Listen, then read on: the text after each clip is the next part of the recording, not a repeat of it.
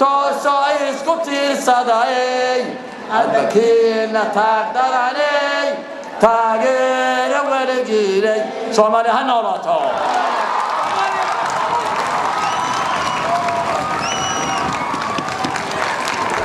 يا سلام يا سلام يا سلام waxaa hadda soo dhaweynaysa Caawa Maxamed Siyaad baa soo dhaweynaysa City Council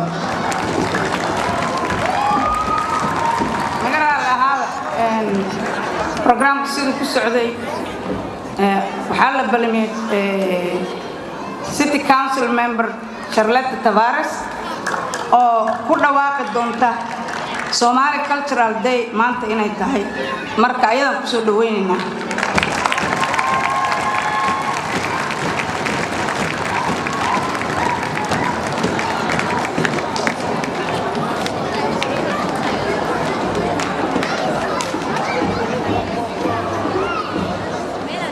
Good evening, and thank you for inviting me and all of my colleagues from not only the city, but the county. And I want to say a special thank you from Dr. Kevin Dixon, who is here from the Adam H. Board. We're very honored to be here. Yes, let's give a round of applause. We're honored to be here to share in this celebration of the Somali culture.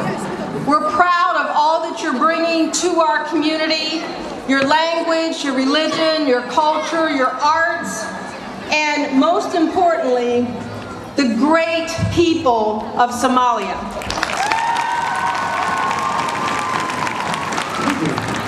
waxaan kaga mahadnaqayaa sida sharafta leh oo Soomaalinimada leh oo Aatinimada leh oo meeshaan igu soo dhaweyseen taa darteed waxaan kaleeto aad ugu mahadcelinayaa in aad tihiin ummad Soomaaliyeed oo ku talagashay inaad aqoonsataan horumar gaartaan annaguna waxaan ku balqaadaynaa inaanu idin caawino intii karaankayaga haddii aad midoodaan oo noqotaan ummad aqoonsanaysa sida maanta meesha fadhiga ka muuqata. And now I'd like to present to where did Hawa go?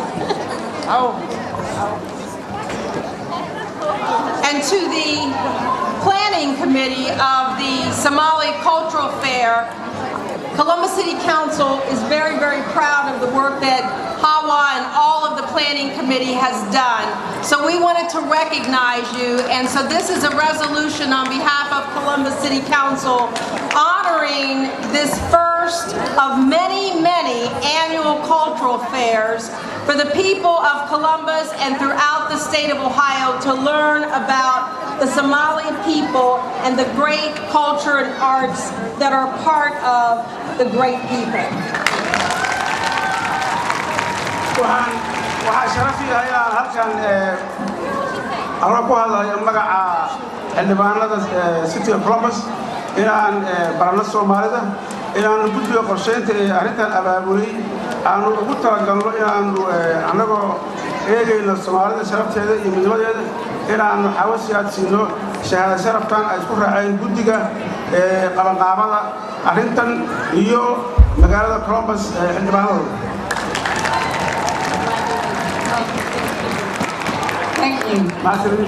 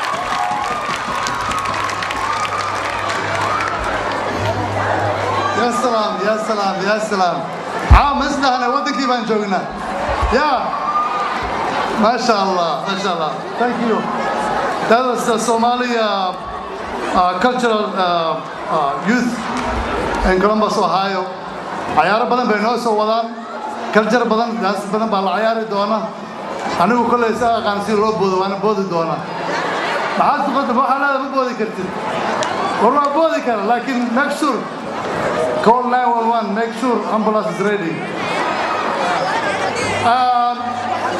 فركم قدنا وحن جعل هاي إن كسر دويو my friend new chairman Somali American Chamber of Commerce عبد القادر آدم please welcome. For those of you who do not speak Somali, this is 101 Somali, so welcome to Somali language. But before I say what I have to say, I would like to say thank you for those sponsors who sponsored. You can see them, all of them, and including Somalians and many corporates. I would like to say thank you to my brother Hassan, who contributed a lot. I would like to thank Toyota, who contributed a lot, and so many of them. You know, there is a saying that says the heart is comforted by the true words. The heart is comforted by the true words, just as the man or woman is comforted by water. If you are thirsty, you are comforted by water.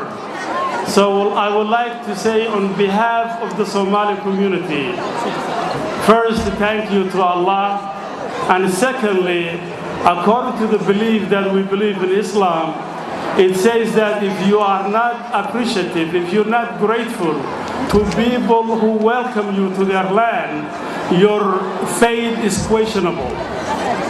So we would like to say thank you, America. We would like to say thank you, Ohio. We would like to say thank you, Columbus. And we will never, ever forget, as a Muslims, what you have done for us. So again, we say thank you. I greet you with the Abrahamic greetings of peace. Assalamu alaikum, or peace be unto you. To all our guests, elected officials, thank you very much for your patience and for taking part of this important occasion. It's the 50th anniversary of the birth of a nation, and also the unity of two parts of a great nation. But I will not be telling the truth if I say this is not a mixture of a dream and a nightmare. Gatherings like this are wonderful. It reminds us of our origin and our heritage and our culture, and we celebrate. That's all great. But it also has to be a moment of inspiration. And inspirations do not come until you face the reality. And our reality is part good and part bad. That's the sad thing about our history. Half a century later, as I speak today, there are Somalis that are fighting. I don't want to be the one that stands in front of a party who announces the death or the grievance that comes with it. But it has to be mentioned. Otherwise, we will not be any different than our brethren who would be fighting every day. And when they come together in certain gatherings, you see them celebrating. And when they go back, business is as usual. But business cannot be as usual. And that's why we have to be counting on our youth. There are two things that I'm supposed to be discussing while I'm on this podium. The importance of unity and the importance of the youth. And no nation survives without these two. No family survives without these two. No community survives without these two. Without unity. And unity, my dear brothers and sisters, does not mean that we agree on everything. We cannot agree on everything. People do not agree on everything unless they're pretending, or one of them is subservient or under oppression, because they will have a difference of opinion. God did not make us all the same way. So we have to respect the other people's opinion And we have to build on the little things that we agree on. Not 100%, because if we're looking for that, we will never find that. And this message is not to the generations of my age and older, because we were part and parcel of this problem. And I want to stand before you today and just say, I want to apologize in any role that I played in this thing, in causing any misery to my people. I want to be the first one to apologize for that. And I hope each and every one of us understands that importance. Sometimes people focus and put a lot of energy on symbolism and forget about the importance of substance. Substance is what keeps people together. It's not symbolism. Symbolism is when people get together and they all have fun and they all go home and business continues as usual. But you don't want that. We want to have a transformational change in our societies. Wherever we are, we want to teach our children to grow up to become productive wherever they are. They're now carrying dual citizens and they have dual responsibilities. They have had a chance that you and I did not have when we were growing up in our countries. Their world and their horizon is much broader than yours and mine. I want to remind them of the importance of the unity, like that old wise man. And his story is told so many different ways, in so many different names. The wise man who called his children as he was on his deathbed to teach them about the importance of unity, and asked each one of them to bring 2 sticks. And when they all brought these sticks, he asked each one of them to break one and put the other one aside. And each one broke one easily and set the other one aside. And then once he saw that mission completed, and that order in that order, he asked them to compile those sticks that were on the side and wrap them together, and asked each one of them to go ahead and try and to break those sticks. None of them could. And then he rested his case. That's the epitome of scenario-based learning, when you teach people by demonstrating everything in front of them. He told them this is how important unity is. In families, in communities, in nations, it's that important. Now, as far as the youth is concerned, I advise my brethren and my children, in many of them, because I have children that are much older than the ones that were on this stage. I tell them that the importance of enlightened patriotism. Enlightened patriotism is different than just the one that's excited, that's situational based, which is really riddled in our history. All the things that you heard that we glamorize. And this is a reality that we have to face, otherwise we're not going to be teaching our children the right things. They were situational nationalism or patriotism. Because there was a moment of threat, people came together and then they defended either their country or their religion. But patriotism is much more than that. It's sense of ownership, sense of citizenship, sense of caring whether there is a threat or not. Sense of producing and becoming a productive citizen wherever one is. A sense of and a spirit of altruism, of giving others, even when you don't get thanks back. That sense is what we want to instill in our youth. And that's the only way that they can transform and really contribute in a positive way in this country and in their country. Because they are the ones that we want to invest as our future savior.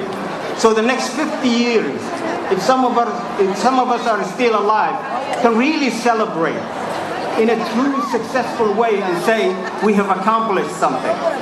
Because half a century later, I cannot stand here and pretend that I have accomplished something. The reverse is true. The reverse is true. Because all that independence that we heard, that people really fought for and died for, if it really produced only this, I'd rather be under colonial power. Some of you might not like this, but that's what I would rather have. Because how many millions of people have died in this process? And how many are still suffering? 3.5 million people are on the verge of starvation. 1.5 are internally displaced people. And as I said in the opening, this very night there is a fight that's going on in the capital city. Now, if you want to really transform, we have to face these realities. We have to put a big mirror in front of ourselves and look at us. And if we really like what we see 100%, then let's all celebrate. If we don't, let this be a wake-up call for each and every one of us. I leave you with that message, and may Allah protect us all. Saeed Salah, please welcome. Bariido guud bulshadiina tan ku nool state-ka Ohio ayaan ku bogaadinayaa maalintan gobonimada ay u dabaaldegayaan. Waxaynu isku bogaadinaynaa toddobaadkan Soomaaliyeed ee maalmaha gobonimada oo taxanaa waxaynu isku bogaadinaynaa ka soo bilaabantay 26 Juun maalintii calan Soomaaliyeed oo u horeeyay la taagay.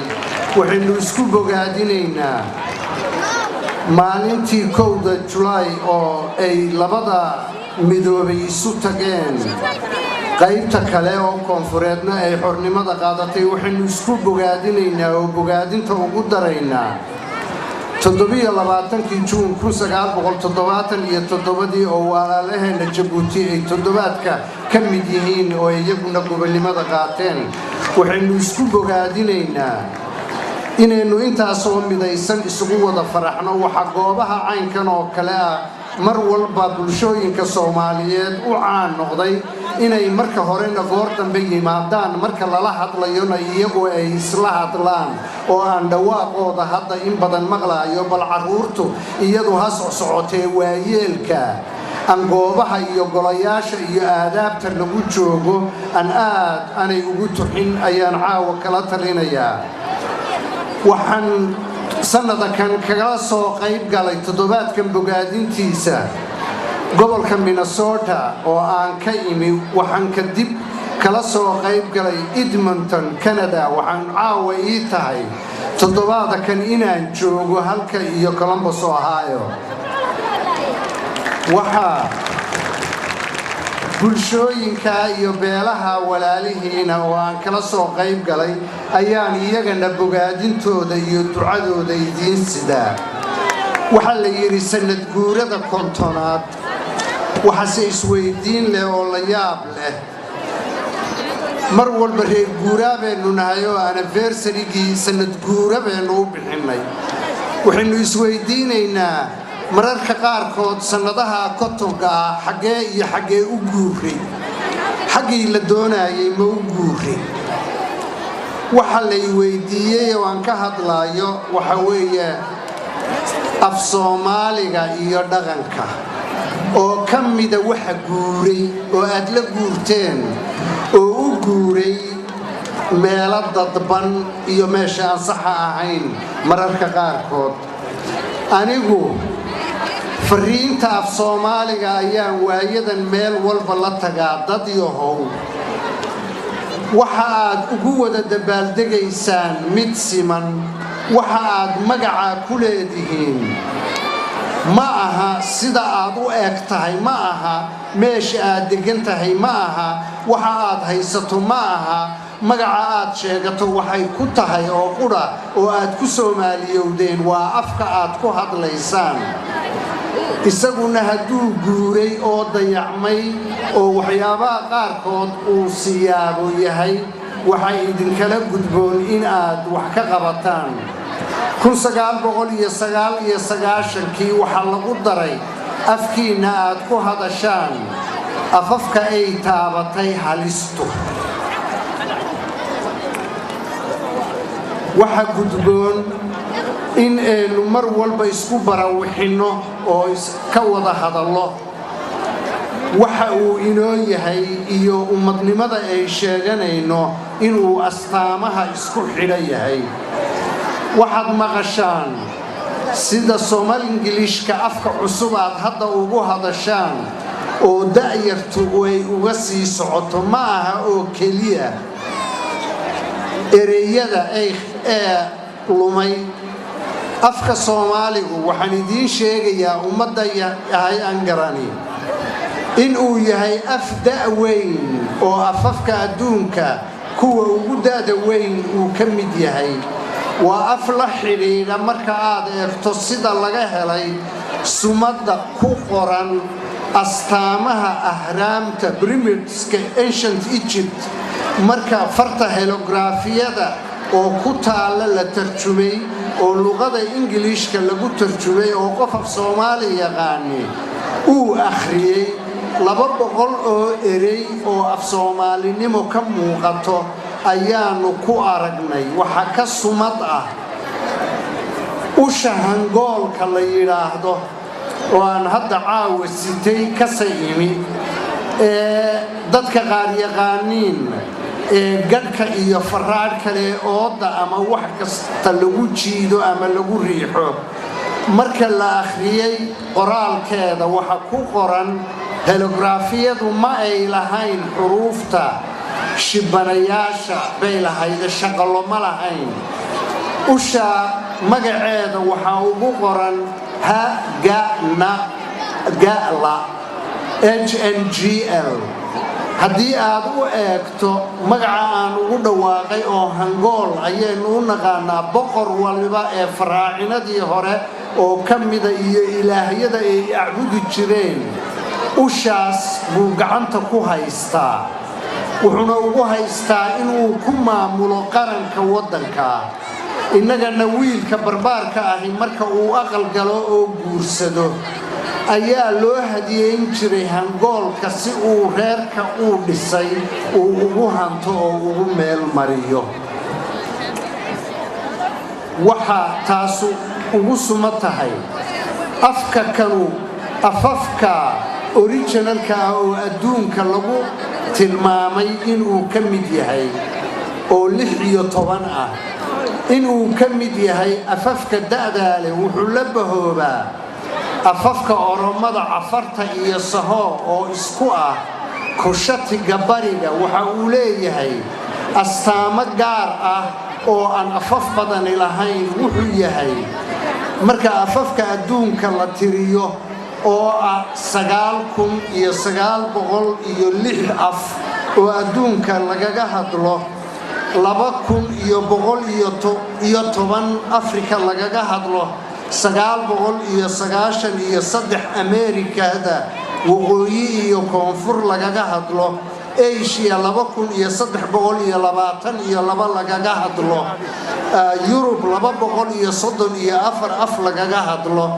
Pacifica iyo badweynta jasiiradaha ku yaala 1,250 lagaga hadlo oo wadarta 6,900 ah oo bani aadamka afafka ku hadla marka siday ugu kala badan yihiin oo kan koobaad uu ka yahay afafka Shiinaha mid ka mida oo Zohol Mandarinki waa la dhaafay afka Isbaanishkuna kan labaad yahay afka Ingiriisku kan saddexaad yahay afka Soomaaligu wuxuu ka galaa 46 jaranjarta tirooyinka afafka lagaga hadlo waxa lagaga hadlaa geeska Afrika 3 dal oo mid walba afhanti u ah uu yahay oo ah bariga Itoobiya iyo Djibouti iyo waqooyiga bari ee Kenya iyo Jamhuuriyadda Soomaaliya intaba waa af rasmi ah waa af qoraalkiisu dambeeyay suugaantiisa nuxurka leh waxa dadka kala la gudboon da'yarta aan u soo boodayaa oo aan uga hadlaa muddo sanad ka yar waxaan u maray hadalka afka kan ilaa 9 wadan oo aan ka soo jeediyay waxaan u go'doomay inta dugsi oo la meel mariyo sanad walba waxaan Minnesota ku xusnaa maalinta afafka hooyo oo adduunku jideeyay oo ah 21 bisha Febraayo oo aan dadka xusuusinaya in la xuso dalkii hooyo oo ay ahayd in uu ku faafo waxa halistiisa keenay ardayga Soomaaliyeed ee dugsi tagaa boqolkiiba 20 baa lagu sheegay boqolkiiba 20 ka in yar baa dhigata afkii hooyuu ka raad go'ayaa marka iskuulada ka furan laga mamnuucay af Soomaaliga oo ay afaf kale ku dhigtaan kii dibadda u soo barabaxayna meesha uu ognahay oo ka joogno ubadkiina guriga kula hadla afka Soomaaliga iskuulka ha ku hadlo afka qalaad ubadkiina idinka ka mas'uula marka berrito uu ayeeyadii looga tarjumo iyo awowii idinka ka mas'uula marka uu asaagii dhex galo oo cali Mareykan iyo caasha Swedish iyo Xaliima Norway loo bixiyo idinka ka mas'uula marka uu dadkiisa garan waayo haddii ay dinaan maanta wax ku qaban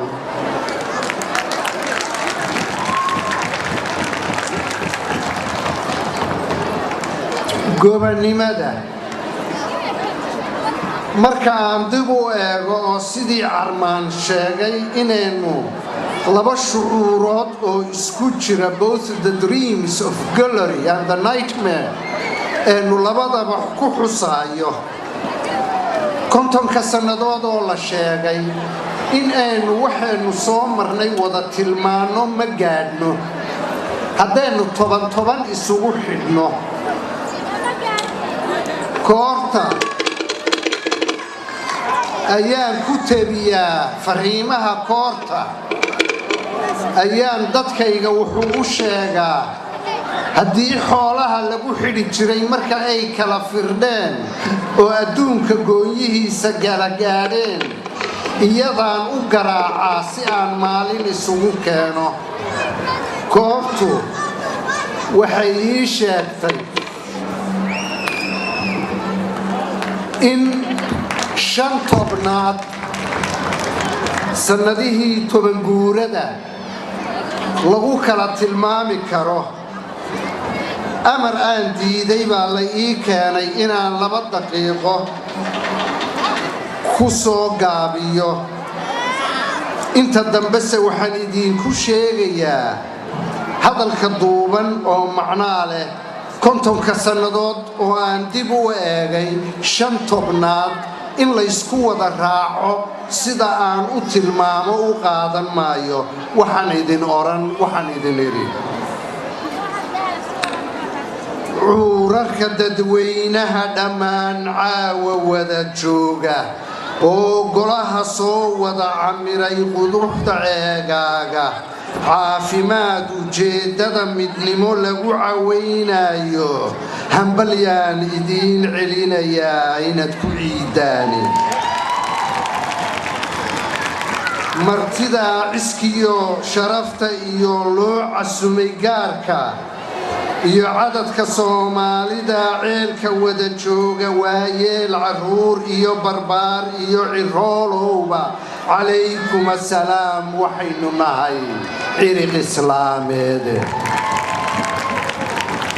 kulankaa cudoon iyo dadkaa wada ciyaaraya caadiga xuskeenii ahaa 2 ciidood leh calankeenna sanad guura 50 caada gaadha halgankii cadow lala galiyo beri colaadeed leh caqli iyo dagaal lagu mintiday cudud awoodeed leh caabiga gumaysiga midnimo loo cawaasaday le cidla lagama qaadine muddaa loo cartamay guul cuurar baa naftoodii huro ciidda hoos gala ee haween baa carruurtii ku dhalay jeel ciriiriya ee qofba kaalintuu soo cuskaday taa ku caanbaxa cishadii xornimadii astaan calan ah loo yeelay suugaanta caanka dad badan baa ku ciiltiraye anna caawa wuxuu soo maraan